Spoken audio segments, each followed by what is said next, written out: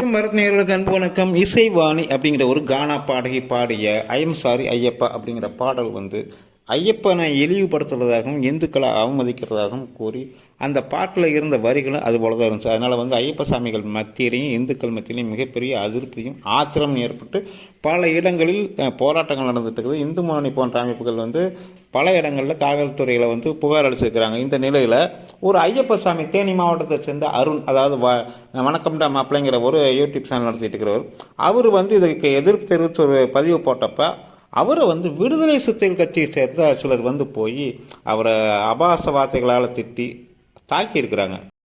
என்னடா தென்னை மரத்தில் தேல் கொட்டினா பனை மரத்தில் நெறி கட்டுது அப்படிங்கிற மாதிரி, இப்படி விடுதலை சிறுத்தைகள் கட்சிகளுக்கும் இவங்களுக்கு என்ன சம்பந்தம்?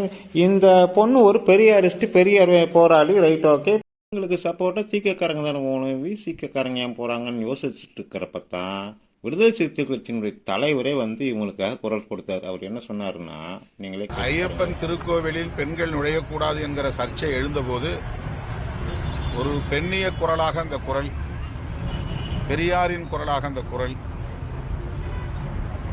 இசையாக வெளிவந்திருக்கிறதே தவிர அதில் யாருடைய உணர்வுகளையும் சரி, அவர் சொல்ற பெரியார் வழியில் வந்து பெரியார் வந்து பெண் உரிமை பேசினாரே ஒளி இந்து பெண்களுக்கு மட்டுமே உரிமையை பேசல, மற்ற பெண்களுக்கு சேர்த்து தான் அவர் பெண் உரிமை பேசினார் நமக்கு தோணுது.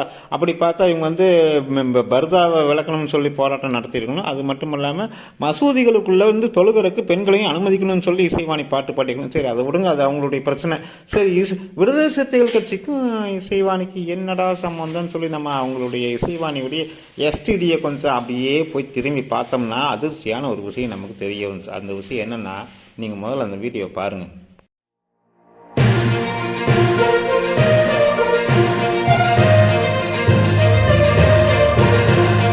இந்த காட்சி பார்த்தோன்னா ரமணா படத்துல விஜயகாந்த் வந்து சிசிடிவியில இந்த விஜயன் பார்த்துட்டு நோ அப்படின்னு சொல்லுவார்ல, நெஞ்சு பிடிச்சிட்டு, அந்த சீன் ஞாபகத்துக்கு வந்துச்சுன்னா நான் பொறுப்பு இல்லைங்க.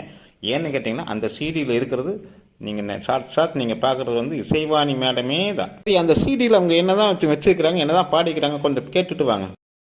இடத்துல நம்ம அந்த பாட்டை போடணும்னு தான் நினச்சா, ஆனால் போட முடியாது, காப்பிரைட் வந்துடும். அதில் என்ன இருக்குன்னு சொன்னால், பாணி சின்னம் சிறுத்தைகளின் பாணி சின்னம் துயரங்களை போக்கும் சின்னம் தான் அப்படிங்கிற பாட்டை வந்து அழகாக பாடிக்கிறாங்க இசைவாணி அக்கா. அவங்க உங்களுக்கு தேவையான அந்த பாட்டை நீங்கள் யூடியூப்பில் போய் கேட்டுக்கலாம். பட் வந்து என்ன தொடர்பு விசிக்காக்கும் இசைவாணிக்கும்னு இதில் தெரிஞ்சு மட்டும் இல்லாமல் அந்த இசை வெளியீட்டு விழாவில் வந்து திருமாவளவன் அவர்களை நேரில் போய் கலந்து அந்த பாடலை வெளியிட்டுக்கிறாருங்கிறது. வாங்கின காசுக்கு மேலே கூப்பிட்றாண்டா கொய்யா அப்படி மேலே அது மாதிரி என்னமா கூவி இருக்கிறாங்க இந்த பாட்டு. ஆனால் வந்து விடுதலை சிறுத்தைகள் கட்சிக்கு வந்து இவங்க வந்து தேர்தல் வேலை செஞ்சுக்கிறாங்கிறது வந்து இது வரைக்கும் யாரும் எந்த ஊடகத்திலையும் சொல்லலைங்கிறது மிக முக்கியமான விஷயம். ஊடகத்துக்கு வந்து புலனாய்வு செஞ்சு யார் எந்த பின்னணியில் இருக்கிறாங்கன்னு சொல்கிறது தான் கடமை. ஆனால் வந்து இதை மட்டும் அவங்க வந்து செய்ய மாட்டாங்க. ஏன்னாட்டா இதுவே வந்து பிஜேபி சார்ந்த ஏதாவது ஒரு விஷயம்னா நோண்டி நொங்கு எடுத்துடுவாங்க. ஆனால் இவங்களை பற்றி மட்டும் எதுவுமே பேச மாட்டாங்க. சரி, ரைட், நம்ம அதை பார்ப்போம், சரிங்களா? சரி, திருமாவளவனுக்கும் இவங்க இசைவாணி வந்து கிறிஸ்தவர், திருமாவளவன் வந்து சாதி மறுப்பால் தெரியும், மதத்தில் அவங்க வந்து அவர் கூட எதுக்கும் ஒரு வீடியோ இருந்துச்சு, அதை நீங்கள் பார்த்துட்டு வாங்க. அதாவது நான் வந்து இஸ்லாமாக இருந்தால் தானே இஸ்லாத்தை நான் கிரிட்டிசைஸ் பண்ண முடியும். நான் கிறிஸ்தவனாக இருந்தால் தானே கிறிஸ்தவத்துக்குள்ள நான் கிரிட்டிசைஸ் பண்ண முடியும். என் சர்டிஃபிகேட்டில் என்ன இந்துன்னு சொல்கிறாங்களே, நான் வந்து நான் கிறிஸ்டினாக இருக்கிறேன், நான் முஸ்லீமாக இருக்கிறேன், நான் அதுக்குள்ளே பேச முடியாது. பட் நான் இங்கே உள்ளுக்குள்ளே இருக்கிறேன், உங்களை கூட இருக்கிறேன், நான் உன் கோயிலுக்குள்ளே வரணும்னு நினைக்கிறேன், விட மாட்டாங்கிறீங்க. உன் தெருவுக்குள்ளே வரணும்னு நினைக்கிறேன், என்னை விட மாட்டாங்கிறீங்க. நீ குளிக்கிற துறப்பாட்டில் இறங்கி குளிக்கணும்னு நினைக்கிறேன், என்னை குளிக்க கூடாதுன்றீங்க. நீ கொடியேற்றுற இடத்துல நானும் கொடியேற்ற நினைக்கிறேன், கொடியேற்றக்கூடாதுன்ற, அங்கே போய் ஏற்றுன்ற போலத்தான் நீங்கள் உட்கார மாதிரி சோபால நானும் உட்காரணும்னு சொல்லி ராஜகண்ணப்பன் அமைச்சர் ராஜகண்ணப்பன் வீட்டுக்கு போனார். ஆனால் பாருங்கள், அங்கே பாருங்க பிளாஸ்டிக் சேர் தான் கொடுத்தாங்க. சரி விடுங்க. ஆனால் இடையில தலைவர் ஏதோ ஒன்று சொன்னார், ஏன் சர்டிஃபிகேட்டில் இந்து தானே இருக்குன்னு சொன்னாரா? ரைட்டு. ஆனால் வேற ஒரு வீடியோவில் வேற ஏதோ ஒன்று சொன்ன மாதிரி இருந்துச்சு. சரி, அந்த வீடியோவையும் காமிக்கிறேன் பாருங்க என்னதான் சொல்லிக்கிறாருன்னு. இல்லை, நான் கிறிஸ்துவ மதத்தை சார்ந்து தான் இருக்கிறேன். எங்கள் கூட நிறைய கிறிஸ்துவ நிகழ்ச்சியில் நான் கலந்துக்கிறேன்.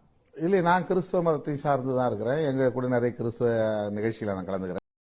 ஏணி சின்னத்தில் ஒரு குத்து, தென்னை மர சின்னத்தில் குத்து, இப்படி தான் போயிட்டு இருக்குது உங்கள் கதை. ரைட்டு. இப்போ இசைவாணி மேட்ருக்கு ஏன் சப்போர்ட் பண்ணீங்கிறது நீங்கள் தெரிஞ்சு வச்சு, நீங்கள் வந்து அடிப்படையில் எந்த மதத்தை பின்பற்றிட்டு இருக்கிறீங்கன்னு நான் சொல்லலை, நீங்களே சொல்லிட்டீங்க. ஆனால் அதை மறைச்சிக்கிட்டு வேற பேட்டியும் தந்துட்டு இருக்கிறீங்க.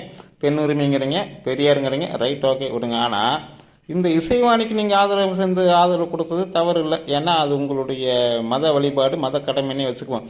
சரி, இந்த ஆட்சியில் வந்து இசைவாணி கைது செய்யப்பட மாட்டாங்க.